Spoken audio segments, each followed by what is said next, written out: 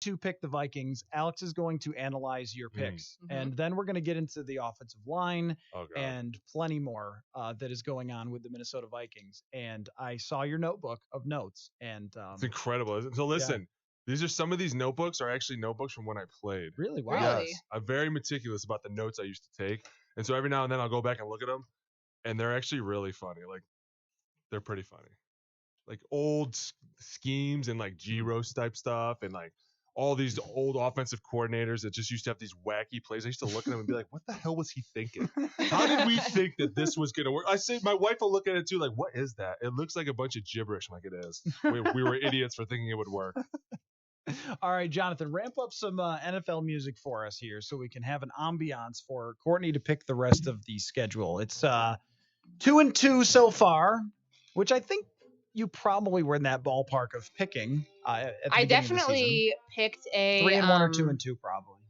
Yeah, I think it was 3-1 after this because I thought Antonio Brown was going to be on the Raiders last time I picked. That is true. Okay, so the Vikings travel to New York to face Danny Dimes. You like that nickname? No, I love it. Really? I think it is so I'm over clutch. it. I like how he's playing. I like how he's playing for sure. Though. That was funny. You can't tell me Danny Dimes and then he show up looking like you're like Jim Harbaugh's little kid, like you're not ready to roll. Dude, that was the greatest. He was like, please, I don't know which way to walk. I will go ahead and say that this is going to be a win. Okay. I think that while I don't think the run game is going to automatically ignite here, even though you are going against a bottom half run defense, this is one of those situations. We know Kirk is good for a bounce back game every so often. They played pretty well at the Meadowlands last year. And how did they do that? It was pretty bad on third down. They went like 0 for 11 to start that game, carrying over running the ball with Latavius Murray. Running the ball. So I think eventually they'll be able to kind of get them to crack down on that. But I will go ahead and say this is the confidence game that Kirk needs. I think it's must win. If you're looking at a must win situation of what's going to propel you up until that Week 8 game, which I kind of consider the mini bye anyways against the Redskins.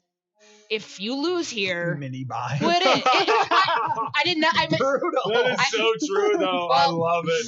I now understand the double entendre that I just threw in there. I meant just from the sense that it's a Thursday night game, which I always consider a mini bye week because on the other side of that, but definitely you can go ahead. Football team. That's definitely a double bye.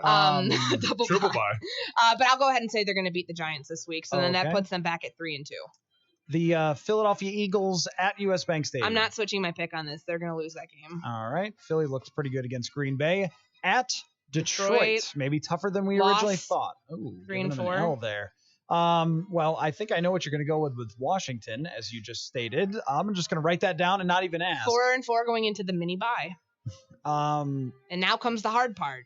At Kansas City. Loss. Did you see the stat about the thing with the grass? Silly stats. What was it? You better learn to love stats. Stats are for losers. These guys, be very these guys careful. in this room. It's like the stat I heard the other day. Do you know this is the first time that he's played in a dome? Who cares? Who really cares? They Do you did think blow he that woke one up up a like, lot. hey, you know what, guys? We're good today. There's no breeze. It's going to be a great day. Here's where you've got this mixed up. That's a factoid. There's a big difference between statistics. But people were like talking about how like this is how like things get hyped up for no reason, and it's like, oh god, the grass. There's something wrong with the grass here. All right, so here's my factoid that was on Twitter today. Since 2016, so this is partly your fault, Alex. The Vikings are 0-12-1 outdoors against opponents with winning records. That is the dumbest stat. Sometimes those Factoid. stats are so convoluted they make my head want to explode because it's like you're picking up too many factors. The point is that they are going to be outdoors on grass against the winning team on November 3rd, and you're picking them for a loss. November 10th against Dallas. Jerry World. Cowboys played the Saints pretty close this that past defense weekend. is legit. Really good. I'm going to go ahead and say that's a loss too. I think the Dallas defense this year is probably the best it's been, in the last 5-10 years? Is that fair to say? Yeah, I think so. All right, 4-6. So right now. Wow. Broncos win, so we're back to 5-6. Where's the Broncos game at? It's home. It's home. If it wasn't, though, it would be on grass, but it would be against the losing team, so that's different. Then there's the actual bye week. I've got a theory here, though, before you go the rest of the way, that one of these games that we're just giving them for sure is the meltdown game. Could be the Bronco game. It could be this week. But Philly's good. I mean, if they lost Philly, it could be this week. I'm saying against New York, Washington, or Denver. I'm telling one you, of those yes. is an L. That's right? why I keep looking at you at these like certain games. Like, dude, this is a trap game. Danny Dimes, that's a trap game. Vic Hey, Fangio. listen, guys, we're gonna get back on track this week. This guy's a rookie. Did you see what he just did to two teams? And the same Yeah, two he's teams been saw the good. same two things. Hey, listen, this guy's a rookie. So you've got them at 4-6 going into the bye. No, 5 and 6 because of the 5 and 6. Broncos. Oh, because the Broncos. Then, Okay, yeah, so week 5 and 12 6. bye. Coming I mean, out of that, they go to Seattle. What is the feeling if they're 5 and 6 going to Seattle? Oh boy.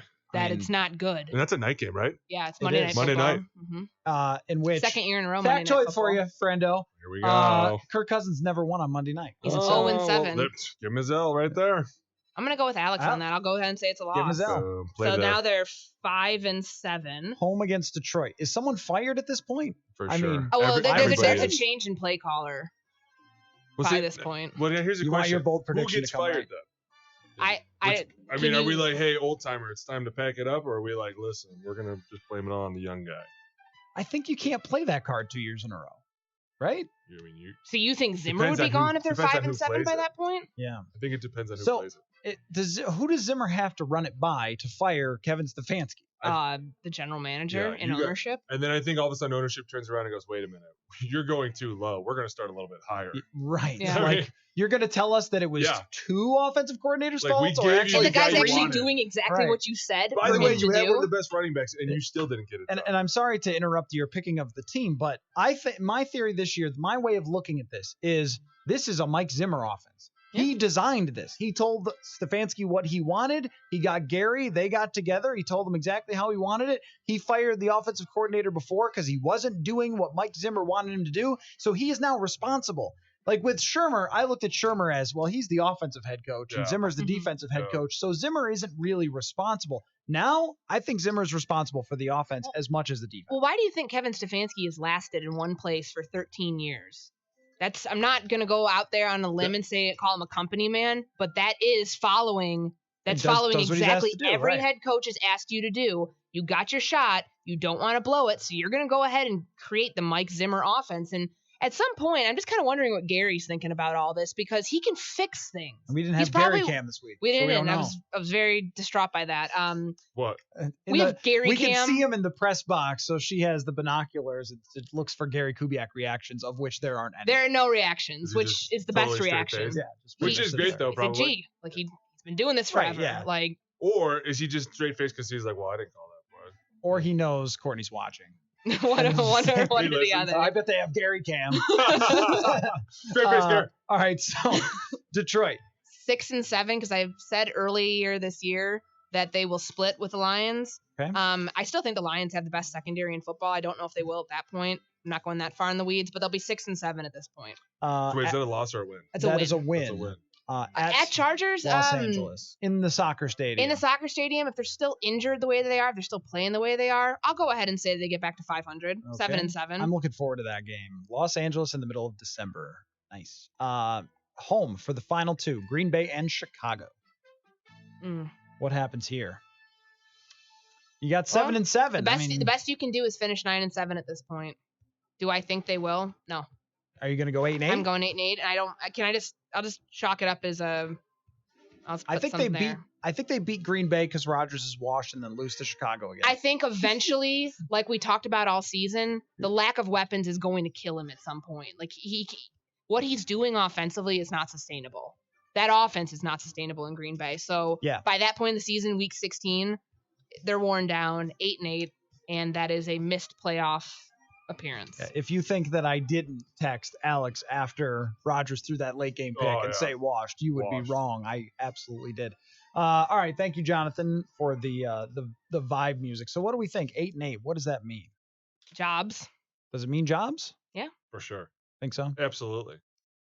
You spent way too much money in the wrong position. Not in the wrong position, but on the wrong player in the position that needs to get you the farthest. You've got all your defensive players. That's not the problem. I mean, what happened last week, yeah, that's going to be a problem eventually going down the line because all they really did was just kind of beat them up a little bit, and then they took their shots when they needed to. They knew the right opportunities, and they were like, hey, listen, let's do it now.